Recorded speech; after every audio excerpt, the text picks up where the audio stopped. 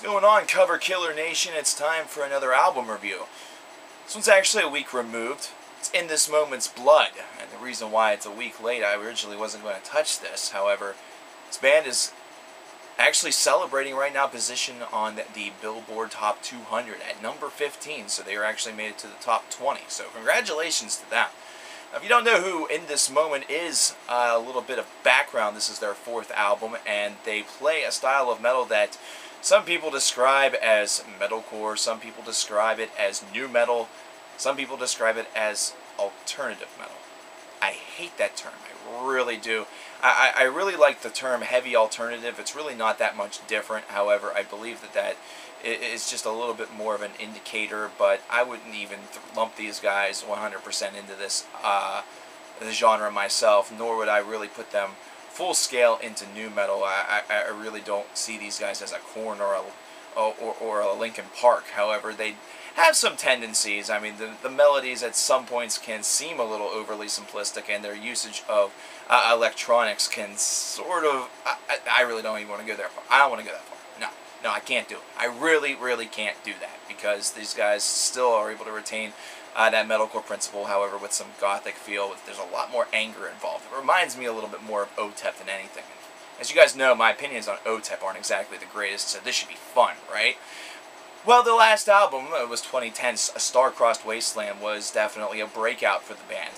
The sound started to become a little bit more what some people would term commercial or mainstream. I think that this is just them kind of experimenting a little bit more with some simplicity, while also making the core sound that they pre-established a little bit more noticeable to a complete market, as opposed to just being sort of a niche band. This is one that you would see on like an Uproar Music Festival, or you know, any of those metal festivals, such as a Rockstar or something like that. So, I mean, hell, whatever makes you happy. With Blood, I see a lot of the same elements as A Star-Crossed Wasteland, only in a much darker, twinged direction. They definitely have sort of taken a step. It's kind of a 2 steps forward and 3 steps back philosophy as far as I see it. Whereas A Star-Crossed Wasteland felt very consistent and kind of almost felt like they were aiming for that big breakthrough album, which they were able to obtain. Blood is an album that's showcasing a little bit more diversity, while also maintaining that a little more accessible status. I remember hearing Blood on the radio for the very first time, the title track, not the album itself, and thinking to myself, uh-oh. I wasn't a big fan of the song, and really, as I continue to listen to it, I still really haven't come around with it whatsoever. It's just one of those tracks that I think that is more understood by a different facet of the populace, and a different facet even just of the metal underground. It's something that they enjoy a whole heck of a lot more, but for me, whenever I listen to it, it feels a little bit too simple, and it also just doesn't really do it for me. But that's not what this is all about. We're talking about the entire album. This album is filled with very unique vocal patterns, and that's actually one of the strengths that this album really possesses. Musically speaking, this album is able to divert itself from being very,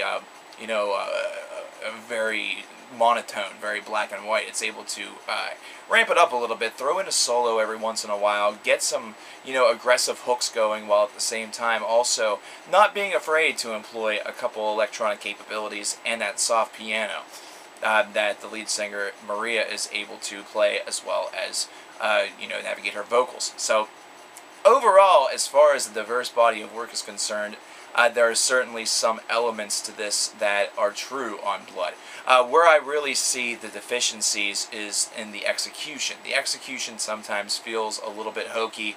It also, at moments, feels a little bit overly simplified and kind of, kind of regulation, so to speak. Something where these songs are not accessible enough to be placed on a heavy alternative or just even an alternative radio station. However, at the same time, it also doesn't have the feel of something, tantalizingly exquisite. So, it's kind of in that very strange middle part of space that is just kind of the unknown, the great unknown, which can be kind of a scary place whenever you're a reviewer like me, because it's kind of hard whenever you're being tugged in both different directions. Whenever I listened to this a couple of times, the overall value of the album started to increase, but only very slightly. So I've been very consistent throughout every single listen in my judgment on it. I feel that songs like Scarlet really are what this band is extremely capable of doing well, and this song just really is able to showcase everything, both musically and vocally, that this band could be about. However, there are other songs, such as Whore, that really showcase the real, not so much the weird factor, nor the just the excessive creepiness factor, or creepiness isn't even the right word, just the aggressive fashion of this band. It really shows that very well, and once again, those very strange and different vocals that you hear in bands such as this and OTEP are definitely a positive, because while for some people it is not always going to be a home run, those that can understand somebody singing with a lot of emotion, with a lot of turmoil, with just that state of mind of, partial or complete insanity, they're able to kind of set a theme and set a mood, and that's something that's trying to be attempted with this. And I think in some locations it works, but in other locations it kind of falls a little bit flat. So this is almost like a judgment call. This is almost like a fan's choice, For me personally, it's only about a 7, but there are some people out there that are going to listen to this record and just feel right at home with it, whether they've been long-time fans of this band or they're checking them out for the first time. This is an album that has that ability to potentially be extremely relatable to a lot of people, whereas on the other side, this is an album that for some will just feel, I don't know, like they're very distant from it, like they don't have a lot that they can go off of with it. So it's kind of one of those mixed bags. As far as a follow-up to A Star-Crossed Wasteland, I would say that this may disappoint some while it exceeds the expectations of others.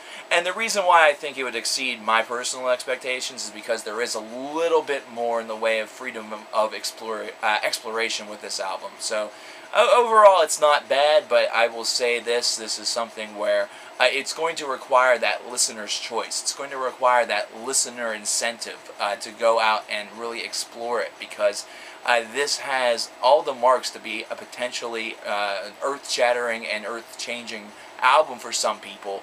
However, for others, it may not have that same effect. So it's one of those things where sampling and also purchase are going to be your best tools here.